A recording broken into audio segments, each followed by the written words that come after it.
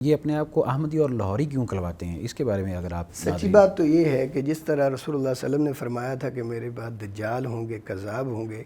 جس طرح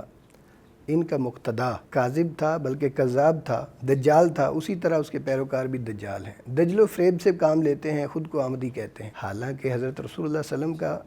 نامی اسم گرامی محمد ہے جو آپ کے دادا محترم نے رکھا، اور آپ کا دوسرا نام احمد ہے جو آپ کی والدہ ماجدہ نے تجویز فرمایا، اور قرآن پاک میں 4 مقامات پر آپ کو محمد کے نام سے، یعنی 4 دفعہ آپ کا نامی محمد آیا ہے قرآن مجید میں، اور 1 دفعہ احمد آیا ہے۔ یہ وہ مقام ہے جہاں حضرت عیسیٰ علیہ السلام نے آپ صلی اللہ علیہ وسلم کی بشارت دی تھی اور اپنی قوم سے فرمایا تھا انی رسول اللہ علیکم، اور پھر اگلی آیت کا حصہ ہے وَمُبَشِّرًا بِرَسُولٍ يَأْتِي مِن بَعْدِ اسْمُهُ احمد۔ تو سچی بات تو یہ ہے کہ محمدی اور احمدی رسول اللہ صلی اللہ علیہ وسلم کے جو سچے پیروکار ہیں، مخلص اہل ایمان ہیں، وہ ہیں،